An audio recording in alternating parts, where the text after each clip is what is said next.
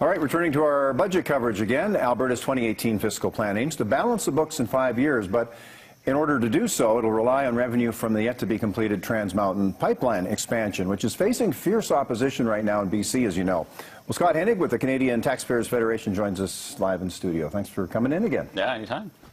Okay, there seems to be a lot of risk in this budget. Everything hinges on this pipeline. Do you think there should be a backup plan to all this? Yeah, it's true. I mean, and it's not just the pipeline. The pipeline's big. They're expecting a huge expansion of resource revenues going from, $3-4 billion a year this year to over 10 by 5 years from now. Yep. But they're also projecting that the economy is going to grow faster than what the economists are saying it's going to, that housing starts are going to be faster, that we're going to have lower unemployment than what everyone thinks we're going to have. So there's a lot of risk, and it's not just the pipeline. But yeah, I mean, you can't just sit back. We've been doing that for too long. From the Stelmach years to the Redford years to the Prentice years to now, we've been sitting back, crossing our fingers, hoping that things were going to turn around and that we were going to get bailed out by high oil and gas revenues, and it's not working. So yes, there needs to be a plan B. And big numbers here. We're hearing $96 billion in debt by, what was it, 2023, 24? Yeah.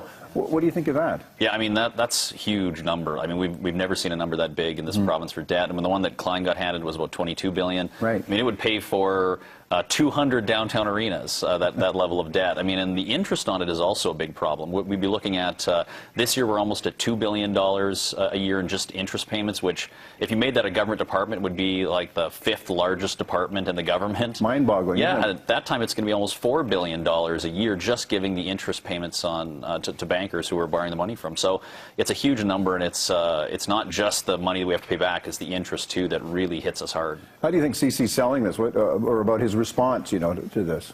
Yeah, I mean, look, I think that he's got big challenges in front of him. I think that he's, whether, the caucus is united or divided behind going aggressive or not going aggressive, I think they're really going to, he's really going to have to face the reality that this is not just going to turn around magically. We can't just hope for a pipeline. We can't hope that oil is going to go to $200 a barrel. It's going to take hard work, and it's tough. Like, it's tough making these decisions of what to cut and what not to cut, but that's why you get the big job. Yeah, I guess so. And they've been pretty conservative on how much oil is going to be going up. But tell us, what's the good news here? Well, no tax hikes. Right, no one has to jump in their car and run down and buy, even not with cigarettes, they don't have to jump down and run to the store and buy cigarettes. Yeah. No liquor tax increases, no other than the federal government's actually raising liquor taxes on April 1st. So you should pick up that bottle of wine before April 1st, but not because of this government. So no tax hikes, which we're always happy to see. All right, and I guess we just have to wait and see how this next year progresses, and next year's going to be a different looking budget for sure. Yeah, it'll be a pre-election budget too, so that'll be really interesting to see how they handle that. Well, really appreciate your thoughts again. Yeah, my pleasure, anytime. Yep.